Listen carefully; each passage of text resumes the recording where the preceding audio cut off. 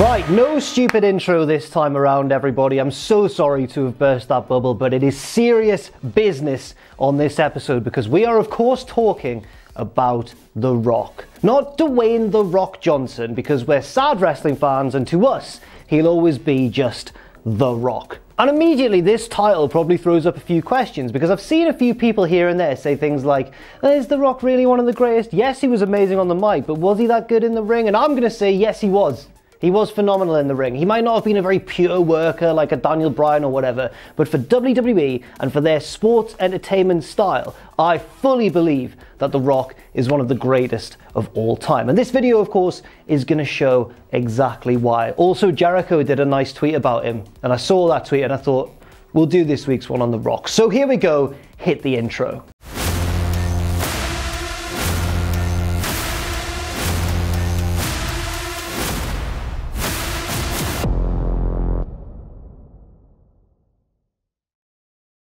As always in this series, I will be breaking down why I think The Rock is one of the greatest of all time with 5 different reasons. And reason number 1 is a pretty straightforward one. It's his charisma, obviously. It goes without saying that The Rock is one of the greatest promo guys in the history of professional wrestling. In many people's view, he will in fact be the greatest on the mic ever in the history of the business. His promos have just been that good, with many of them passing on into wrestling lore. But if you look at the promos themselves, they don't really have the gravitas or the content of some of the most legendary promos of all time. Something like Dusty Rhodes' Hard Times promo, or CM Punk's Pipe Bomb, or even Mick Foley's Kane Dewey promo in his ECW days. The Rock doesn't have like one signature promo of that severity. But despite the content perhaps being a little bit more superficial, maybe a little bit more straightforward, we still remember them just as fondly as any of those singular great promos. And I think that speaks a lot to just how good The Rock was. He may never have had as passionate a sense of material to work with because he was such an aloof character, but that didn't stop him from becoming one of the greatest of all time on the mic. And in other stuff, we'll get to that later on. I think a big reason why The Rock's promo game is just so strong is because of his cadence, his sense of rhythm. William Shakespeare would have absolutely loved The Rock because of how his rhythm informs and drives his promos. So I watched a few of them before this video, and I tried to really break down what makes The Rock's promos so special and what makes the cadence of his promos so special. And it's that he varies the length of his lines, but always ends on a big emphatic point. Like he'll go like da da da, Kevin Kelly, The Rock tells you this, and it drives the promo along, and there's a bounce to it and a rhythm to it, which is so unmistakable. If you hear that rhythm, that pattern of speech, you know that it's nobody else apart from The Rock, or maybe somebody trying to copy The Rock later on. It's unmistakably him. It's really his stamp, his signature on the world of pro wrestling, that style of speaking, and it carried through even in the Attitude Era when we had some of the most charismatic wrestlers of all time in there with The Rock, but his still stood above pretty much anybody else. And I think that's part of what is so missing from WWE today is, I mean, the fact obviously that the promos are so tightly scripted doesn't help, and I think also if you watch WWE, they maybe try and impose a rhythm on all of their wrestlers, or at least they speak in that way because these are lines that they've had to learn exactly. And so what you get in modern day WWE is a series of promos where each and every wrestler speaks in exactly the same way, very slowly, all of the time. And hey, that's fine for some, but in most cases, it just doesn't work. But my favorite Rock promo isn't one of the big funny ones that everybody remembers from like the year 2000 or whatever, the whole, you know, take that t-shirt off, or the one where he impersonates each of his opponents in the Armageddon Hell in a Cell match. My favorite Rock promo comes from later on, towards the end of his main WWE run, and that comes at the event itself at WrestleMania 19. This promo is heel Rock, and it's him speaking to Jonathan Coachman before his match with Stone Cold Steve Austin in what would turn out to be Austin's final ever match. And it's so good because finally, after so long of seeing The Rock as this impenetrable figure, his confidence just absolutely unshakable, finally we see before this very crucial match the mask slip slightly, and we see The Rock allow himself to be a little bit vulnerable on camera. The best part of the promo by far is the end of it, because all the way through, is that a moth? Is that a fly? What's that? Get off! Get off! The best bit of the promo for me comes at the end, because all the way throughout the promo, that has thrown me. But keep it in for the laughs, please, Sam. The best part of the promo for me, if I can just not be interrupted this time, is, of course, the ending of the promo. All the way through, we've seen The Rock be a little bit strange. He's not quite himself. He's like playing a version of himself because he's heel Rock, and we're meant to feel a little bit weird about him, and he's talking all this Hollywood stuff. He's not really being himself, and we can tell that he's not being himself. And then right at the end of the promo, he takes off the sunglasses, which is a big moment in itself because it's sort of a visual representation of him letting his guard down. And we see his eyes, and The Rock says, and then, once he's beaten Austin, he goes, and then, finally. And then he just looks off and thinks about something, and we don't know what he's thinking about, but he just goes, finally. That is so good. And the reason it's so good is because it means something. Like, it really, really means something, that promo. And what is unsaid is just as important as what is said in the promo as well. I first became aware of The Rock as a very young child. He's probably one of the first wrestlers, maybe the first wrestler I was ever aware of. And obviously, as a young boy around that sort of time, everybody loved The Rock. We all loved The Rock. I was a weird kid because I preferred Triple H because I was odd, but most little kids preferred The Rock, of course. He's very cool. And of course, I remember The Rock around that sort of time in the year 2000 or thereabouts as Babyface Rock, at the very peak of his powers with everybody behind him, the most electrifying man in all of sports entertainment. But it's one thing being an all-time great on the mic, but did he back that up in the ring? And this is where a common criticism of The Rock rises to the surface. The Rock is often thought of as an incredible microphone guy, but people's impression of him in the ring varies. People don't see him as one of the all-time greats because compared to some of the all-time greats, the likes of Eddie Guerrero, Daniel Bryan, some of the big Japanese names as well, like your Mizawas and your Kobashis, he's not as complex as them, is he? He doesn't have as varied a skill set. He's a little bit more basic. But the way he fine-tuned that and the effectiveness with which he used his skill set in these matches and the way he listened and responded to the crowd makes him, in my view, one of the best babyfaces ever. That's when we get to point number 2 in this video, his Babyface Fire. And one of the best things about Rock's game, one of the things I think he does better than maybe anybody in wrestling history, or a select few, he does it as well as a select few. One of them's Hulk Hogan, Steve Austin, the biggest babyfaces ever. One thing that The Rock does so well is the comebacks in his matches. When he's been beaten down for a long time and suddenly he springs to his feet, he kips up and he's laying in those right hands. And who else lays in a right hand quite like The Rock? He does it like nobody else. And when he does so with a speed and an intensity and a ferocity of few before or since. He doesn't do complex moves really. He's got a few that he busts out during his comeback. The big one, of course, being the spine buster to set up the people's elbow or a people's elbow attempt. But generally, The Rock isn't doing anything that we've not really seen before. It's the response he gets, and it's the way he feeds off that energy, and it's his sense, once again, of rhythm and of momentum, like in his promos. That translates so well to what he does in the ring. Watch any Rock match, especially one with high stakes, like the one against Kurt Angle at No Way Out 2001, perhaps, where he won back the WWF Championship. The Rock is on fire during comebacks in these big main event moments. And part of the reason that these comebacks are so electrifying is because of the sense that he's already over with the crowd. But part of the reason that these comebacks are so electrifying is what he's done in the same match earlier on, a very crucial part of making your comeback so exciting. And that is, of course, his selling ability. The Rock is an incredible seller, something which I think often gets overlooked because we think of him as cool, calm, composed, very, very confident, putting down those around him. But in the matches, when he's in danger, The Rock manages to get us to sympathize with him. And because he was such like a badass figure, it might be difficult to sympathize with The Rock, or you might think it would be difficult to, because he's so amazing and popular and cool anyway. Why would we ever sympathize with him when he's in danger? His selling manages to make that possible. When The Rock is getting beaten down, and I think possibly my favorite example of this might be in that amazing match, the second match he had with Austin at WrestleMania 17, I think that really he does so well at getting the crowd drawn in and really fearing for him. He sells pain amazingly. My default image of The Rock is him kind of holding his ribs, and his facial expressions are top notch, contorted in pain, selling the exhaustion and the pain of what he's been through beforehand in the match. He also bumps really well. It always helps to be very athletic, as The Rock is, and to be able to really throw your body around to take big moves, especially when, you know, you're quite a big guy like The Rock is as well, because it really makes the opponent look like a real threat. But yes, I think those two things work in perfect tandem to make Rock one of the most effective babyfaces ever. The comebacks, which are of course very electrifying, very exciting, but then that is all built, the framework is all laid by the selling, which makes those comebacks so exciting because it's raised the stakes throughout the match. And it's textbook stuff, it's simple wrestling 101, but I don't know if anybody has captured that essence quite as perfectly as The Rock. We're going to flip things around now and look at the opposite aspect of The Rock with point number 3, which is, and this will sound strange at first because it's not a quality we typically associate with him, but it's his underrated brutality. These days it's kind of easy to look at The Rock's career and think of him as a guy who's a bit more style over substance. He's got the flashy clothes, the cool promos, and then because of his career since, you know, he's become a big glitzy, glamorous star. But that does not mean that The Rock didn't have an edge when he was wrestling. He did, and he managed to have such an edge that it even stood out in the days of the Attitude Era when everybody had an edge about them.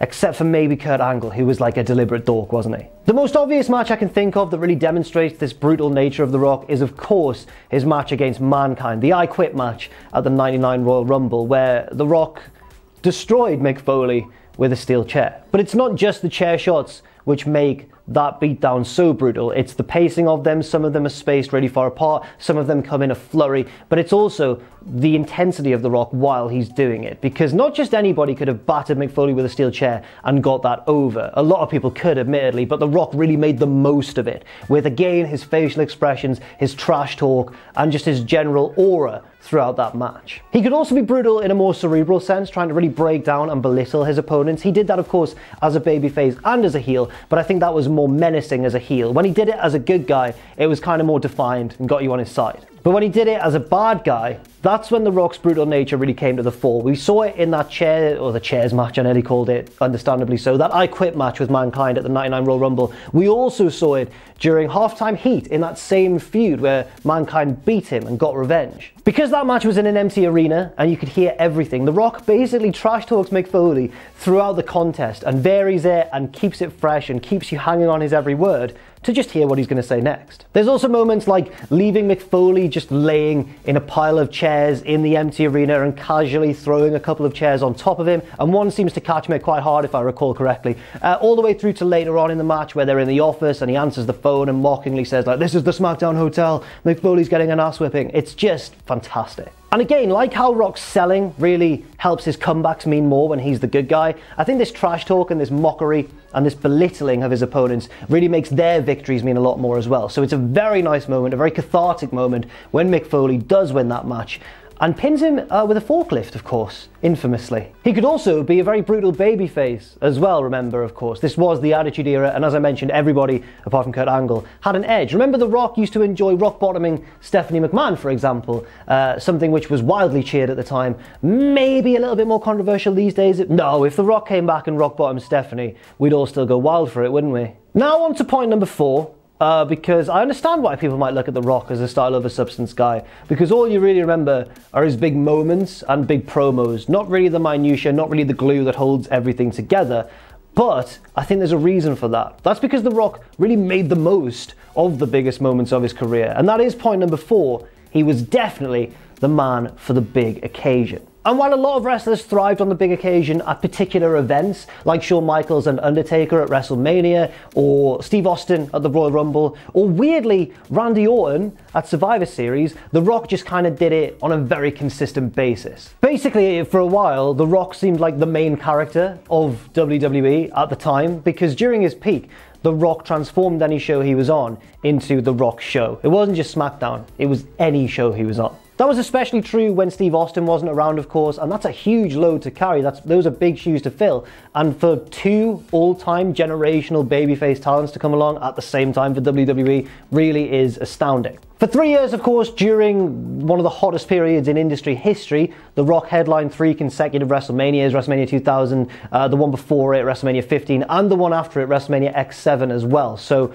clearly WWE recognized this and trusted The Rock with the big stage. Even when he stopped headlining the following year at WrestleMania 18, everybody said he should have headlined because he of course had that dream match, that generational clash between himself and Hulk Hogan. A match which by the way, which I realise is one of The Rock's best performances, not so much because of the action in the ring, although that was kind of better than expected, but because of what The Rock recognised. And he listened to the crowd and realised that this wasn't going to be babyface Rock versus heel Hogan, even though it was Hollywood NWO Hogan. The Rock realizes midway through the match that the crowd are booing him and are cheering Hogan, and adapts his game ever so slightly to fit those circumstances. That's the mark of a real professional, and it's something that I don't think The Rock gets enough credit for. Although if the match happened again today, I have a sneaky suspicion that maybe we'd be cheering The Rock and booing Hogan. That's just a guess, but you know what I mean. He also played the other side of that role perfectly. Maybe, is it still the highest buy rate of any WrestleMania ever? WrestleMania 28 himself versus John Cena, of course, where he was playing the Hogan role. He was the older guy, getting cheered over the current babyface, essentially. And again, he recognized that perfectly. One of the biggest moments of Rock's career, of course, came at the very end of the Invasion angle at Survivor Series 2001, where he was the man who got the final pinfall, vanquishing WCW and ECW as well, and proving that WWF was the greatest ever and that sort of thing. And I think that on one hand, you might think The Rock's a curious choice to be that guy who did that, but on the other hand, I think it makes perfect sense. I'll explain why. Because on one hand, of course, the obvious argument, and one that I do partly agree with, is that Austin should have been the man to put the nail in WCW's coffin, because he was the man in real life who had the biggest hand in winning the Monday Night Wars. But of course, in the since very panned Invasion storyline, critically panned, Austin was the man on the WCW side of the equation. He was the man that The Rock got the pinfall over. And I think that's because, on a more metaphoric level, The Rock, that's such a pretentious thing. On a more metaphoric level, guys, if we think about this a bit more than we usually do as wrestling fans, okay? But no, what I'm saying isn't anything earth-shattering. It's just that I think The Rock represented what WWE became after it won that war with WCW. He's more glitzy, he's more glamorous, he's more big time, and there he is putting an end to the gritty southern resistance of Steve Austin, a much more respected in-ring worker, a much more well-traveled veteran basically by this point of the business than The Rock. He's also putting an end to the resistance of WCW with its roots in the NWA and that gritty, realistic southern style of wrestling. It's a triumph of one style over the other, and it doesn't mean that style is necessarily better, but it worked for the story at the time. I've mentioned there that The Rock kind of transformed any occasion which involved him into his own show. When Chris Jericho made his WWF debut in 1999, interrupting The Rock, he described himself as many things, but one of those things was your party host. I think really, The Rock was our party host at the time. Entire episodes of Raw and SmackDown in sort of the year 2000 were built around The Rock, and it wasn't just whatever match he was taking part in. You'd have a huge pop that modern day promotions could only dream of for simply a shot of The Rock arriving at the arena backstage and getting out of a car. He'd then of course put on probably a now iconic backstage promo and then head out and either wrestle or be involved in the main event picture in some way. And every single time, people would lose their minds for The Rock. It's fair to say that he was the very embodiment of a star and has since gone on to become an even bigger star in different fields. And that is point number 5 on this video, The Rock's insane star power. No wrestler in history has affected and impacted pop culture on a wider level than The Rock. Yes, I know that, non-wrestling fans' sense of what wrestling is a bit different. Whenever wrestling is parodied on like a TV show or whatever that isn't tuned in with the world of wrestling, they go back to before The Rock's era. The classic stereotype of a wrestler is usually somebody doing a bad impression of either Hulk Hogan or Macho Man Randy Savage. And yes, you could therefore use that fact to make the argument that surely those golden era 80s guys have had a bigger impact on what wrestling is in a wider sense than The Rock, because when the wider world looks at wrestling, they see Hulk Hogan, they see Randy Savage. But I don't think that's necessarily the case. I think it in fact proves that The Rock is a bigger deal than any other wrestler ever, because essentially, when the wider world looks at wrestling, they see Hulk Hogan or Macho Man Randy Savage. When the wider world looks at The Rock, they don't see a wrestler, they see The Rock. Much has been made of the fact that The Rock is, or at least was at one point, I don't know if he still is, but, one of the highest paid actors in Hollywood. The highest paid actor in Hollywood, which is incredible when you think about it. The fact that a pro wrestler is one of the biggest stars globally around. And that certainly means that The Rock has transcended the wrestling industry. We don't just think of The Rock as a wrestler anymore. He's a wrestler and an actor. But I think it goes even beyond that, his incredible level of star power. I think that The Rock has become more of a cultural touchstone. Like, he's not only transcended the wrestling industry, he's kind of transcended Hollywood as well. He is truly one of the biggest, most famous figures in the world, and while that isn't an admirable thing on its own, by its own merit, what is admirable is that The Rock has truly earned it in two separate, very unforgiving industries,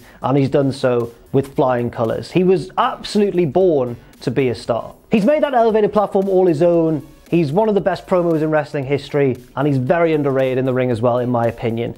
I'm sure that I haven't said anything shocking or overly revolutionary in this video, but I hopefully have brought them all together to help you realize that The Rock is indeed one of the greatest of all time. Thank you very much for watching. Share your opinions of The Rock down below. Tag him in it as well on social media so he sees it, and I feel really clever, but that's probably not going to happen. He's probably quite a busy man. And of course, stay safe out there, stay positive, and I'll see you very soon.